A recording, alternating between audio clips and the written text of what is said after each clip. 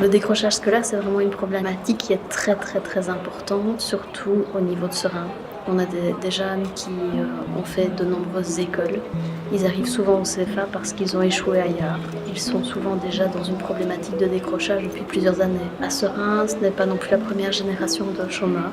Donc l'enseignement n'est pas toujours valorisé au niveau familial. Ils sont souvent dans une problématique où les parents ne se lèvent plus, où ce n'est pas facile et où ils ont beaucoup de responsabilités. Je pense qu'ils n'ont pas les épaules non plus pour arriver à tout gérer, tout coordonner, tout mettre en place. C'est des jeunes qui sont quand même ici, mais qui ne prennent pas part à leur formation et qui sont là de corps mais pas vraiment d'esprit. Ils sont capables de plein de choses. Et est-ce que finalement, travailler sur les conditions d'apprentissage ne serait pas plus intéressant ou n'apporterait pas plus de résultats positifs que d'axer simplement le problème sur le comportement du jeune? Projette-nous, c'est pour la pédagogie du projet, donc le nous, le fait que ça se construise ensemble. C'est un partenariat. Oui, que c'est un partenariat avec les élèves, les écoles, le CIAJ, le PMS, les parents.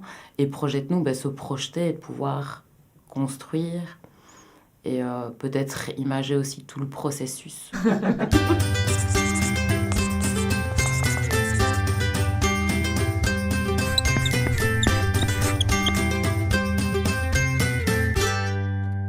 En tant que psychopédagogue, je peux dire que le système n'est pas toujours adapté à la société actuelle et donc, à mon avis, ne répond plus toujours non plus aux besoins des jeunes. Le milieu scolaire, c'est souvent un milieu fermé qui évolue un peu, qui gravite en interne. L'apport comme ça d'une AMO comme le CIAJ, ça permet justement de sortir, de décloisonner un peu ce mode de fonctionnement et d'ouvrir l'école vers le milieu où le jeune évolue. Donc, pas que sa famille, mais en partie, mais aussi son quartier, sa rue, sa ville, aller à la rencontre du jeune, là où on peut le rencontrer. Remettre le jeune au centre de sa formation, au centre de la classe, au centre de l'école, à travers des projets qui utilisent la pédagogie du projet. On est toujours parti avec une question de départ pour le jeune qui était de comment est-ce que j'ai envie de mettre en avant ma section, comment est-ce que j'ai envie de montrer ce que je fais à l'extérieur de l'école, comment est-ce que je peux le faire. Concevoir des projets par lui, donc avec lui, pour lui, qui soient partenaires au même titre que les adultes. Nous, notre projet, c'était de partir à Paris pour découvrir une mode différente de celle qu'on a en Belgique. Les élèves ont pu réaliser le projet d'aller à Paris dans le cadre de leur futur métier. On a dû leur prouver notre motivation. Pour négocier avec les profs, ça a été un moment où j'ai adoré. Je suis d'ailleurs très content d'avoir pris le temps de venir, mais c'est vrai que cette négociation, moi, je me rappellerai longtemps. Une fois que les élèves avaient décidé de ce qu'elles voulaient faire, etc., elles ont dû négocier cette idée et la défendre devant les professeurs, devant la directrice. Et, je veux dire, un petit peu imposer leur choix, puisque à la base, les professeurs étaient tout à fait réticents que les filles partent à l'étranger. On a réussi à les convaincre et tout ça. On a dit qu'on allait être présents, qu'il n'y avait pas de souci pour les papiers et tout ça, et ils nous ont fait confiance. Elles ont très bien négocié ça ensemble. Elles ont fait front, elles ont été vraiment solidaires. Et pour moi, ça a été le premier déclic entre elles on est un groupe et pas deux classes séparées. Il y avait vraiment une scission entre le groupe de 3e et de 4e, qui est toujours un petit peu là, mais elles ont quand même réussi à mettre leurs conflits de côté, etc., pour coopérer. Là, il y a eu une animation qui a été faite. Ah ouais, il y avait des conflits en classe. On est tous des caractères forts, donc quand on a quelque chose à dire, on le dit et après ça pète parce que les autres n'acceptent pas, donc ça pète toujours, mais sinon on rigole, même pas une minute après on rigole et tout. Donc, Parce que quand on va aller à Paris, on va tous être ensemble, donc ça sert à rien de faire des conflits comme ça. C'est quelque chose qui ne s'était jamais fait avec des élèves du 2e degré. L'apothéose, ça a été le voyage où j'ai pu passer beaucoup plus de moments privilégiés avec elles que ce que je ne peux le faire ici à l'école. Des vraies discussions, parler d'autre chose que des absences, des retards, des examens, etc. Ils y sont allés dans différents buts de découverte, etc. Mais ils avaient des choses bien concrètes liées au métier à aller faire à Paris, entre autres, aller chercher du tissu, choisir du tissu pour confectionner leurs vêtements ici au retour. Il y a beaucoup de choses de prévues.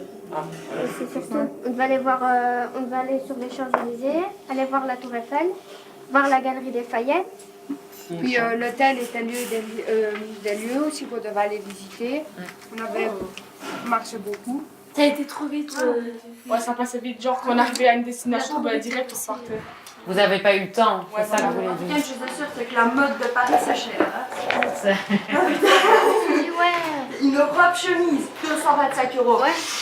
Il faut savoir que c'est elles qui ont programmé vraiment tout le séjour avec des recherches des métros et vraiment de A à De Z. ce qu'elles quoi. allaient y faire, du Ouais. logement, de comment y aller, et puis après récolter, budgétiser, récolter aussi l'argent. Et qu'est-ce que vous ressortez de ce projet cette année? C'est une belle expérience. On a fait connaissance, on s'est amusé. Les préparations au CAJ. C'est la première fois qu'on a été, nous aussi, là-bas. D'accord. On a fait par rapport à ce qu'on devait bien faire, donc... Ouais, c'est ça en fait. On était vraiment motivés à faire des accessoires et tout ça pour le marché de Noël. Parce que c'était pour vendre à l'extérieur. C'était pour le projet, c'était pour avoir plus d'argent pour partir, donc on était motivés. Moi, j'avais dit retourner. Ah oui, il est retourné. Ouais, mais plus longtemps. D'accord. Genre 4 jours. Voilà, ça a été pour moi une super expérience. Moi aussi, je recommencerai volontiers.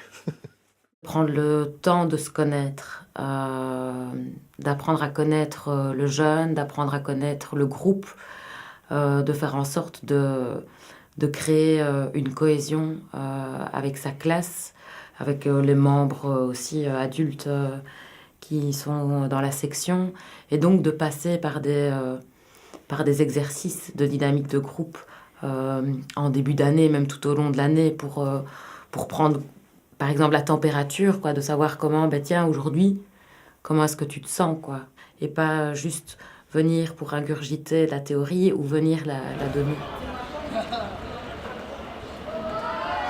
L'idée aujourd'hui, c'est d'évaluer le projet que vous avez créé, qui était l'organisation d'un souper autour du monde. Ce qu'on vous propose, c'est un outil qui s'appelle l'échangeur, d'accord ? Ça, c'est un outil qu'on avait fait avec Alexandra l'année passée pour une autre classe. Et donc, l'échangeur, c'est de représenter votre projet sur une carte routière. Vous aviez défini votre projet Tour du monde en une soirée. But, récolter de l'argent pour votre voyage, d'accord ? Et à ce moment-là, il faut aussi solliciter les adultes autour de vous. Les profs, ils étaient là pour nous encourager, pour nous aider s'il fallait. Donc ça a peut-être été facile pour la convaincre. Vous vous êtes senti soutenu à ce moment-là ? Oui. Non, les seuls échos, c'était qu'on partirait pas. C'était juste ça qu'on en aurait eu. Ouais, donc ça ne vous forçait pas à vous motiver. Peut-être on a été motivés trop tôt et directement tout le début. Donc, C'était tout le monde dans son... faisait ses trucs. C'était... À ce moment-là, il y a des personnes qui auraient pu vous aider à vous motiver, à vous remotiver. Les professeurs. les profs. On avait une direction différente de la nôtre, nous on avait une différente. On pourrait représenter 3 routes alors du coup. Ceux qui ne sont pas là, ceux qui sont là mais qui ont une vision, enfin vous quoi, et puis les profs qui sont dans une autre direction. Déborah et vous les garçons qui êtes arrivés en cours de projet, vous avez eu la pression de monter dans le bus, monter dans la voiture au ralenti, faire du stop, rien comprendre. Oui, il y avait plusieurs bus. En fait, on descendait, on venait, on descendait. C'est maintenant qu'on venait pas, on venait. Ben non, mais c'est chouette aussi comme image. Et puis on continue, on doit se dépêcher. Comment est-ce qu'on le représente ? Que ça a été d'abord. Bon, on peut mettre une fusée. Ouais, fusée. C'était rapide. Qui fait ? Les gars. Ok, je fais Tu gères. Ouais, d'abord un peu. Et puis le mur. un peu droit. Zigzag. Et puis le mur. Hein. Et là, on redressera le mur et on mettra arrivée, départ. Ça va ? Le moment de l'évaluation, c'est aussi déjà un petit moment de recul. Le projet n'a malheureusement pas abouti pour des raisons diverses, mais surtout parce que la personne qui était vraiment porteuse du projet au sein de l'école a été malheureusement absente un temps certain. Et donc, on a essayé, dès que la personne est revenue, de relancer la machine, de remotiver les jeunes, mais c'était déjà... le soufflet était déjà retombé. Et donc, on a décidé d'un commun accord avec les jeunes de stopper l'aventure. Maintenant, ce n'est pas spécialement le résultat, le souper ou autre chose qui compte, c'est tout le cheminement qui a été fait. Et quand on entend les jeunes, on voit qu'ils ont grandi et ils en ressortent positifs. Je pense qu'il y en a une ou je ne sais plus, une qui a dit au moins on pourra essayer de le refaire, on a déjà tout.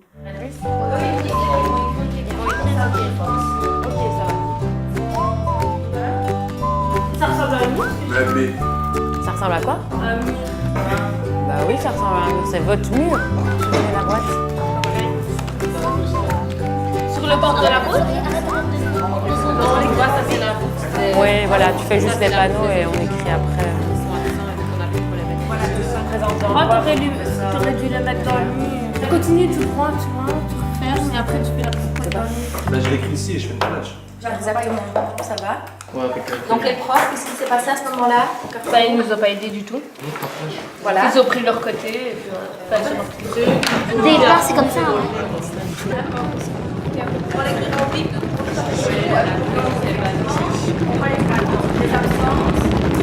Le système ne nous aide pas favorablement. On a souvent des bâtons dans les roues dans la mise en œuvre de ces projets.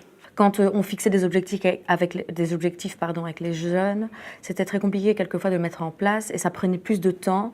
Donc tout ce côté, entre guillemets, administratif, les demandes, etc., ça m'a un peu plus frustrée. Dans la mise en place du projet, le problème, c'est qu'on a travaillé avec des professeurs ici qui étaient des professeurs intérimaires, etc. Et la communication n'a pas forcément bien passé au départ. Mon professeur vient d'une autre école, a été dépêché ici, n'a pas forcément la même motivation que nous autres, etc. On a chacun des horaires, d'autres choses à faire sur le côté parfois. Moi-même, je suis indépendant complémentaire. D'autres ont d'autres occupations, qu'elles soient privées ou professionnelles. Et je pense aussi que le sens de la pédagogie du projet parfois pour l'enseignant, c'est aussi le lâcher prise qu'il n'arrive pas à avoir. Et se dire, je lâche un peu l'affaire, je m'adapte un peu aux demandes des jeunes, mais alors c'est paniquant, quoi. Ils se sont sentis à certains moments un peu contraints dans quelque chose qu'ils n'avaient pas construit eux-mêmes, qui leur était un peu parachuté du dessus ou du côté, enfin, d'où on veut, mais qui leur tombait dessus en tout cas.